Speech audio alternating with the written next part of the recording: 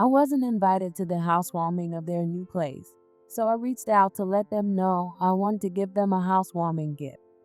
They finally agreed to invite me over.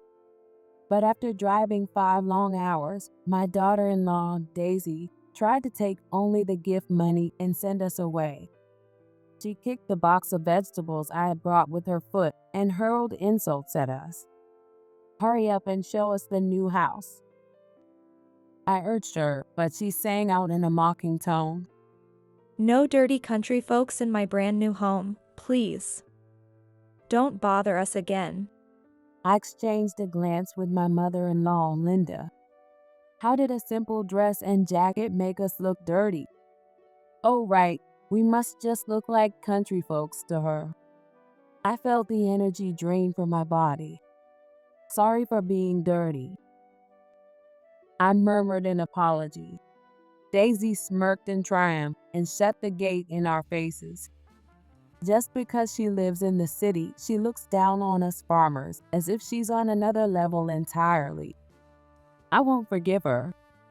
She'll regret treating us like this very soon. My name is Karen, a 62-year-old homemaker. I live in a peaceful farming community, growing organic vegetables without pesticides, synthetic fertilizers.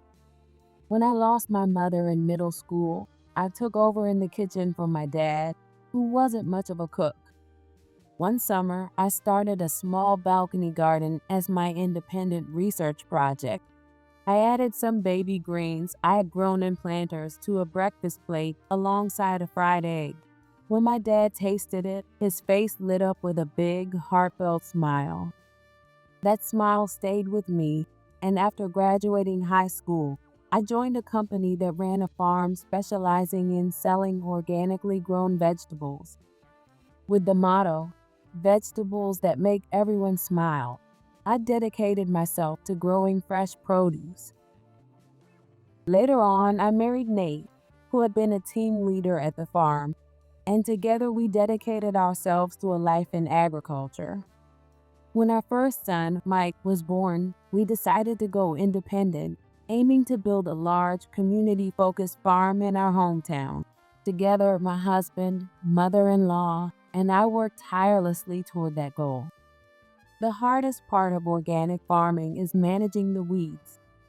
Since we can't use herbicides, it becomes a literal battle between us and the weeds.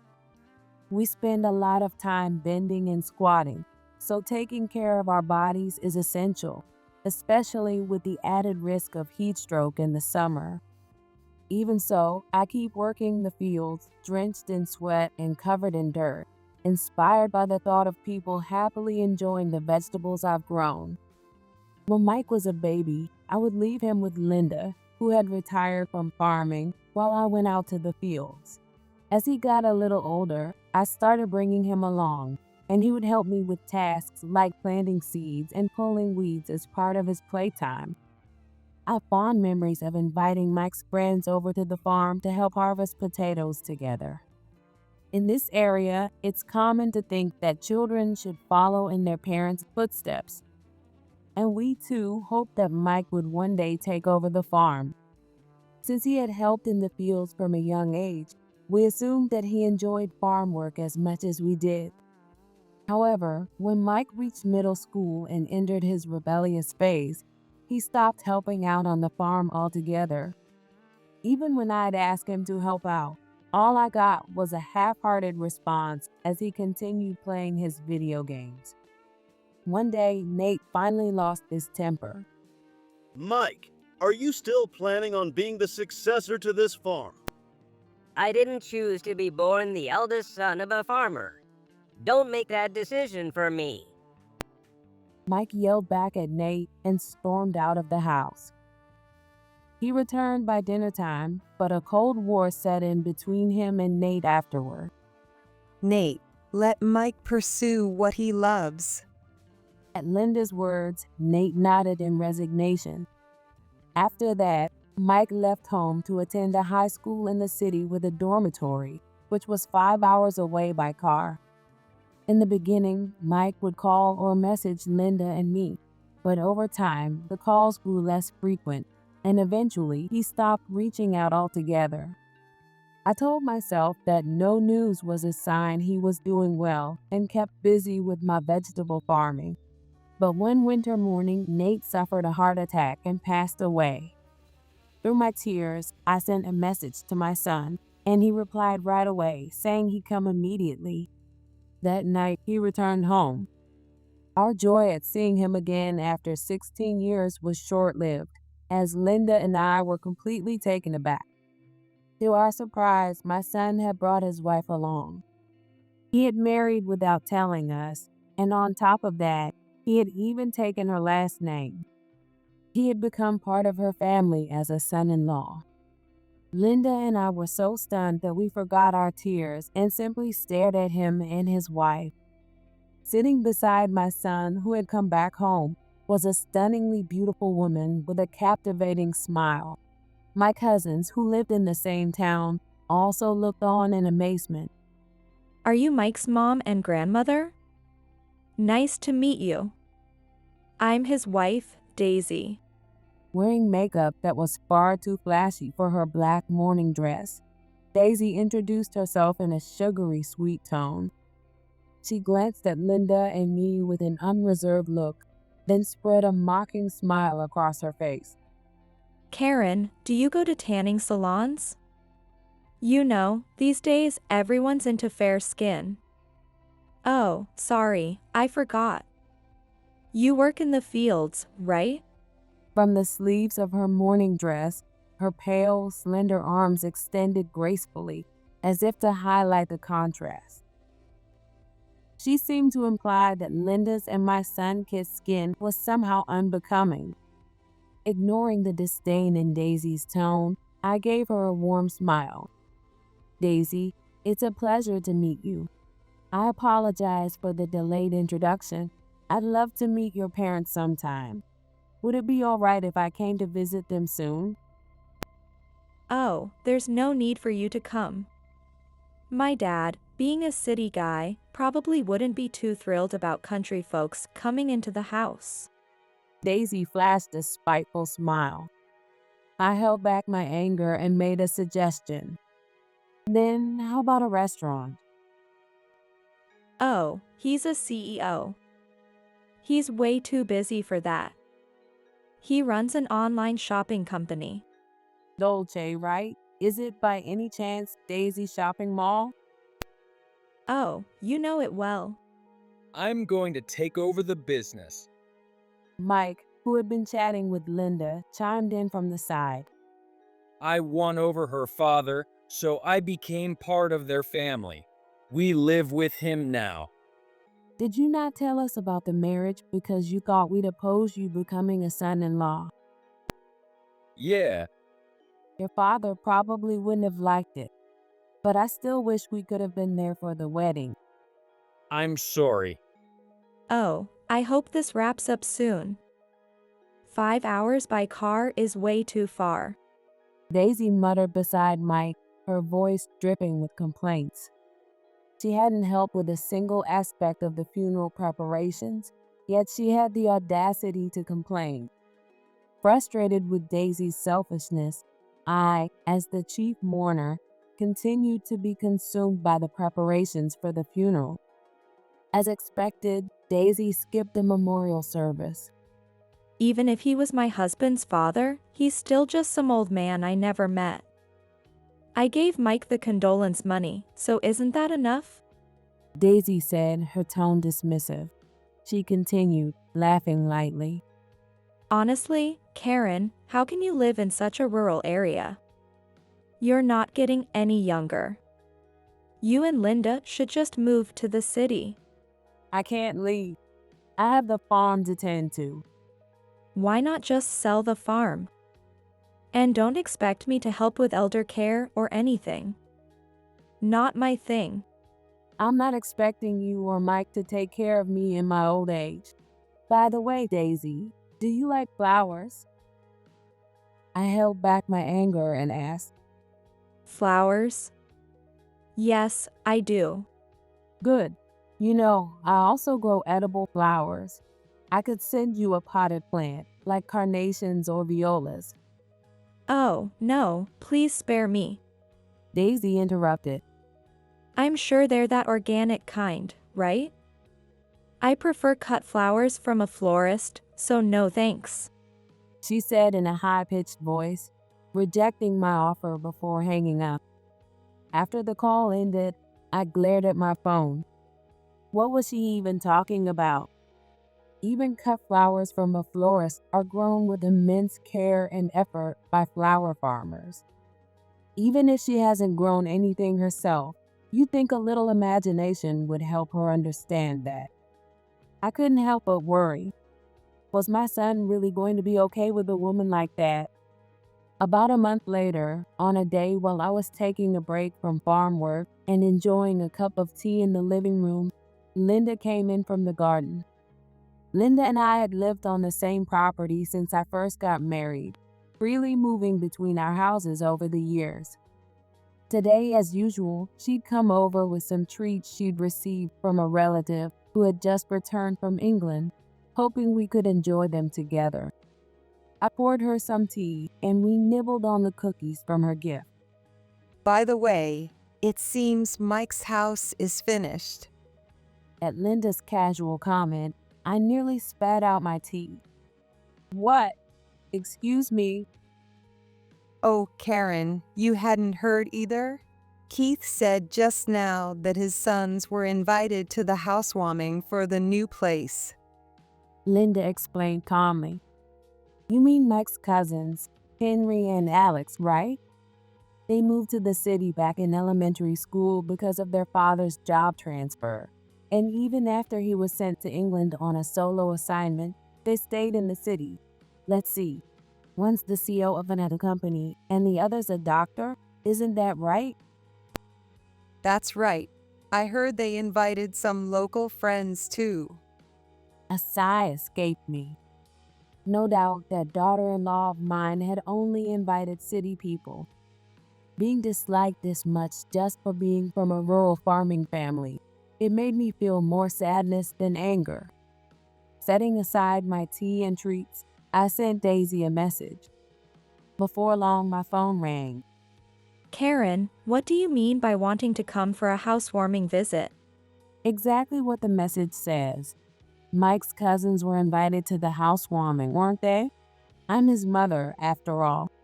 I'd like to see the house too, though I didn't even know you built one. Daddy had it built for us. Wait, Karen, are you actually coming? Her thoroughly annoyed tone irritated me, but I responded with an intentionally cheerful voice. I couldn't attend the wedding, remember? This time, I'd really like the chance to celebrate with you. Oh, fine then. In that case, why don't you give us $20,000 as a combined wedding and housewarming gift? It felt outrageously high, but I knew that if I backed down now, she'd likely never invite me to their home. All right, let me know a date and time that works for you. I told Daisy as much and ended the call. At least this way, I could vent some of the frustration of not being invited to the wedding. That evening, a message arrived from Daisy. She said she'd be available next Saturday around noon. As I was replying, Linda chimed in, I'm going too. Linda, we'll be driving, you know. It's 5 hours one way. I know, but if I don't, when will I ever get to see my grandson? All right. When I informed Daisy that both of us would be visiting, she sent over the address of their new home. Finally, the weekend arrived. We set out in the early morning, while it was still dark. After more than 5 hours of driving, we arrived at the address she'd given us. It wasn't hard to spot Mike's new house. It was a magnificent mansion with pristine white walls and a stylish nameplate on the gate. I took a box of vegetables out of the car trunk, while Linda stood beside me, holding a bouquet of freshly watered roses in a bucket. Standing in front of the elegant gate, my heart raced with a mix of anticipation and nervousness. I rang the doorbell, and after a moment, Daisy appeared in casual loungewear, yawning as she brushed her hair back. She stood in front of the iron-style gate with an indifferent expression. What brings you here on the weekend? I told you we'd be visiting today. We came to celebrate your new home. Oh, did I agree to that? Anyway, where's the $20,000?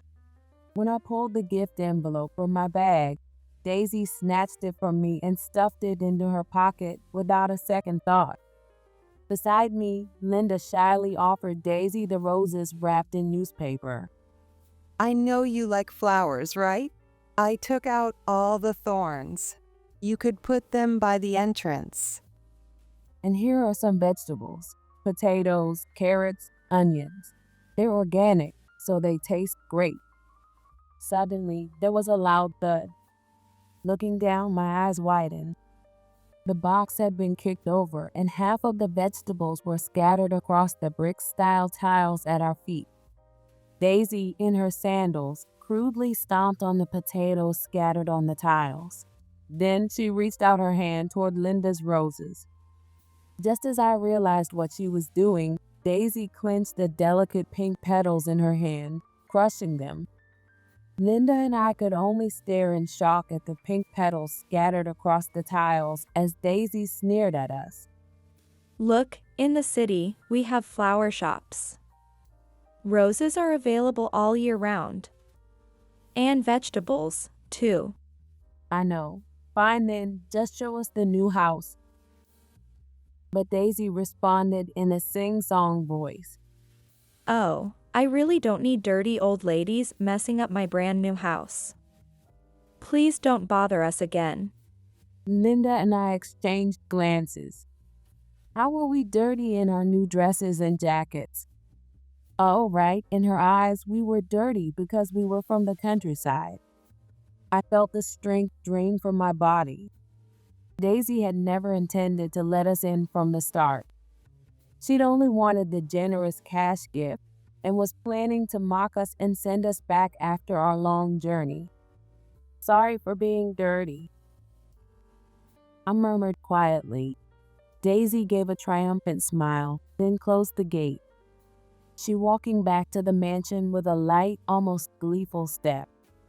I heard the sound of the front door locking, followed by Mike's voice. Was someone here? Just a persistent salesperson. Beside me, Linda crouched down and began picking up the scattered rose petals Daisy had tossed. I joined her, gathering the pink petals and wrapping them carefully in the newspaper. So beautiful. And now look what's happened. Linda murmured, her head bowed as tears spilled from her eyes. We thought that a gift of flowers would surely bring a smile, even to someone as spiteful as Daisy. With that in mind, we carefully chose beautiful flowers and even took the time to remove every thorn. Yet this is how it turned out. Even with the vegetables, we chose familiar, hearty ones that would be easy to cook with and less likely to bruise, rather than any specialty produce. Linda, who was 82, would have limited opportunities to see her grandson in the future. That's why she had endured the long drive to get here. Seeing her shoulders shake with quiet sobs tightened something in my chest. Just because she was raised in the city, Daisy looked down on us farmers, acting as if she were a class above. I will forgive her for this. She'll soon regret treating us like this. The following afternoon, my phone started ringing incessantly with calls from Daisy. I let her stew for a while before answering, only to hear her nearly in tears on the other end. Why didn't you tell me? I glanced over at the man seated on the sofa. What should I tell her? Tell her to come here immediately. Daisy, your father wants you to come here. 30 minutes after, I gave her the room number of the hotel where Linda and I were staying. Daisy arrived, her hair disheveled and her expression frantic. It seemed that even the arrogant Daisy couldn't stand up to her father. I'm sorry. No, I sincerely apologize. Please, I'm begging you, reconsider canceling my father's contract. Watching her apologize with the same mouth that had insulted Linda and me yesterday, bowing over and over like a humbled grasshopper, was truly satisfying. Do you think an apology is enough? Before considering business partners, remember that these are your husband's mother and grandmother. Daisy's father scolded her, his face red with anger. They came to your new home, and you kicked their vegetables, crushed the flowers they brought, and then took the gift money before sending them away? Is that how a decent person behaves? Hearing the recording of Daisy's insults, which I had discreetly started the moment her tirade began, had her father fuming. Yes, yesterday, as soon as her abuse started, I had quietly pressed the record button on my phone tucked in my pocket. But I had no idea Karen was the CEO of the major company 4-Leaf Farms. That's not the point at all. You even lied about the wedding, saying Mike's parents opposed the marriage, and that's why you couldn't invite them. Daisy, overwhelmed by her father's furious shouting, sank to the hotel floor, pressing her forehead against the carpet. I'm sorry. Well, now, what should I do? There are plenty of other companies eager to do business with us. Canceling this deal wouldn't bother us in the slightest. I crossed my legs, sipped my iced coffee through a straw, and gave Daisy a smiling but unmistakably threatening look. This was satisfying. In the hotel room with us were Mike, whom I'd called over, Daisy's father, and Linda. Yet Daisy had no one on her side. In truth, I'd already received her father's sincere apology before she arrived, and we just finalized the deal successfully. But I figured I'd keep that little detail to myself for a bit longer. Linda, what do you think? The new variety of roses we wanted Ken to review ended up crushed too, didn't they? It's such a shame. They were in full bloom, only to be scattered. The poor flowers. Linda said, a frown forming on her brow, making Daisy shrink further. I'm sorry. I thought they were just regular roses. I didn't know they were something rare. Really, I didn't. It's not about whether they were rare or not. Her father responded, his face stern. Mike, don't just stand there. Apologize with me. Why should I apologize? I just found out about all this when I got called here. This is all on you. Seriously, turning away an 82-year-old grandma who drove 5 hours just to see her grandson? That's heartless. Mike, who had always been close to his grandmother, clearly couldn't forgive that part. Exactly. Oh, and Daisy, let me fill you in on something else, I said, giving her a gentle smile as she knelt at my feet. The shampoo, conditioner, body soap you use, even the hand cream and that special farm custard with acacia honey you love to order as a treat for yourself, all of it is organic, the very thing you supposedly despise. At my words, Daisy looked at me, stunned and bewildered. After a brief pause, she burst into loud, mocking laughter. Oh, you must have heard about my favorites from Mike. Those are all botanical products. Not knowing the difference between organic and botanical. Karen, you're a bit old to be so uninformed. It's the same thing, just a different term. Mike explained, his face twisted in discomfort. Daisy's father sighed, covering his face with his hand, looking thoroughly embarrassed. What? No way. In other words, you've been living surrounded by the very organic product you mocked as dirty and country-like. I added with a smile, watching as Daisy's face turned pale. It seemed that for Daisy, this revelation was more distressing than the prospect of her father's deal falling apart. She clawed at her long hair, ran her hands over her skin, and muttered to herself in a panicked daze. No way. All the stylish products are labeled botanical, and they say they're good for your skin and body, so I've been using them since I was a kid. Why don't they just label it as organic? It's misleading.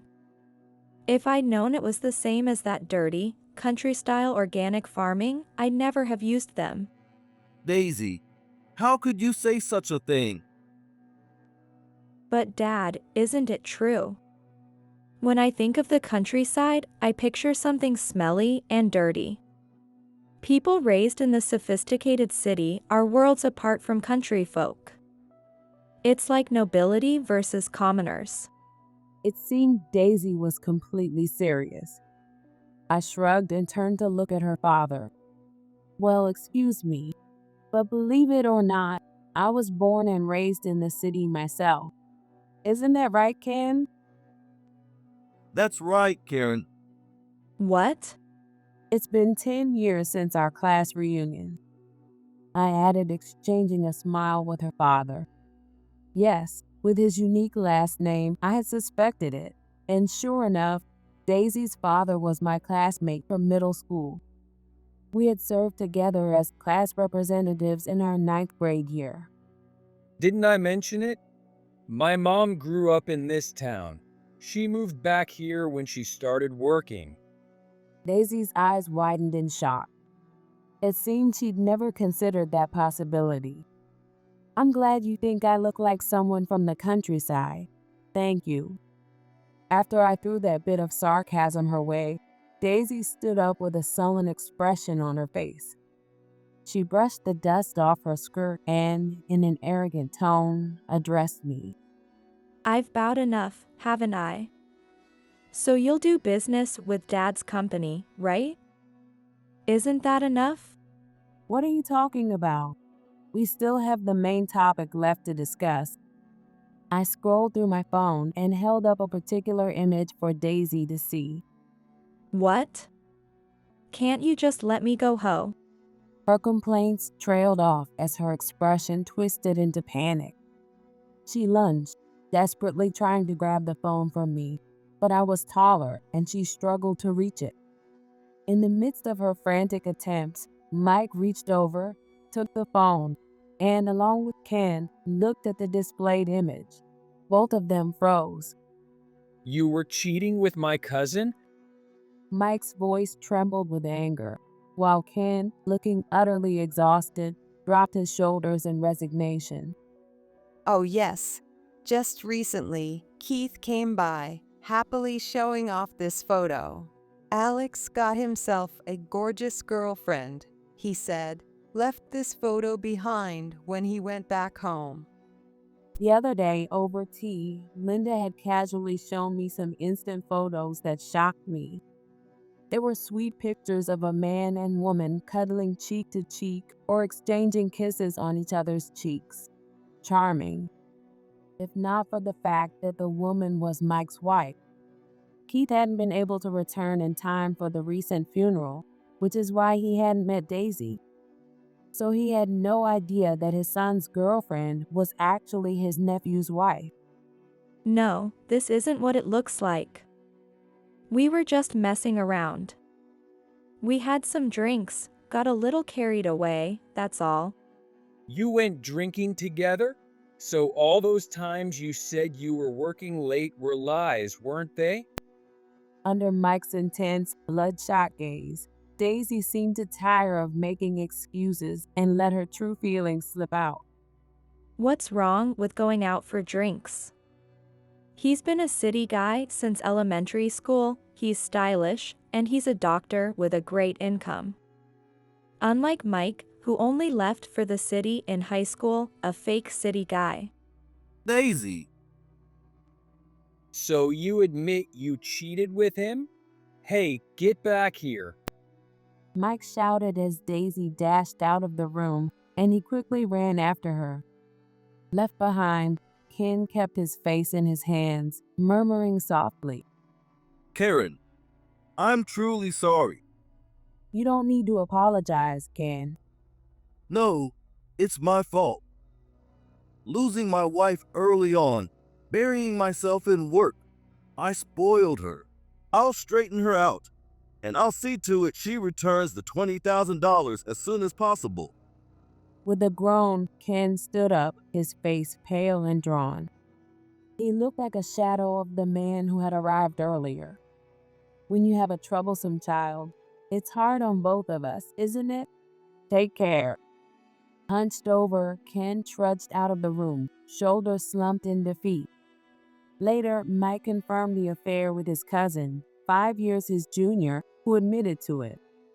Furious, Mike cut ties with his cousin and handed Daisy divorce papers. After the divorce, Daisy repaid the full amount of the wedding gift, and her father assigned her to a position at a rural branch office. Reluctantly, she accepted, only to find herself involved in an experimental project to cultivate new types of vegetables on reclaimed land. Now, every day, she's out in the fields, covered in the dirt she once despised, drenched in sweat as she works. The nearest convenience store is a 50-minute drive away. It sounds like a much more remote and inconvenient area than where I live. Every day is a battle with muscle soreness. Sunscreen is useless because the sweat just washes it off. I'll never have fair skin again. Dad, I've learned my lesson. Please let me come back to the city. Apparently, messages like these arrive daily, but Ken told me he's been leaving them on read without replying. It seems Daisy has no way to escape, even if she wants to. After all, while living in the dormitory, she has to cover the property taxes on the mansion her father bought for her. Plus, she has monthly alimony payments to Mike. Working with vegetable farming in the countryside might finally make her stop looking down on rural life and organic farming. As for me, I'm still busy as ever, running 4-leaf farms as its CEO. Between attending meetings with independent farmers and discussing business expansion with the vice president, I make time to visit the fields personally, checking the conditions with my own eyes before giving instructions. Mike, perhaps feeling awkward, hasn't contacted me at all. However, he does stay in touch with Linda, messaging and video calling her regularly. I heard from Linda that Mike has since switched careers and is now working as a delivery staff for a service that delivers organic vegetables. As for the succession issue, there are many young staff members who are eager to take over my farm, so I'm planning to rely on them when the time comes. But even though I often complain to Linda about my sore back and aching knees, I'm still going strong. As long as my body allows, I want to continue growing delicious vegetables with passion.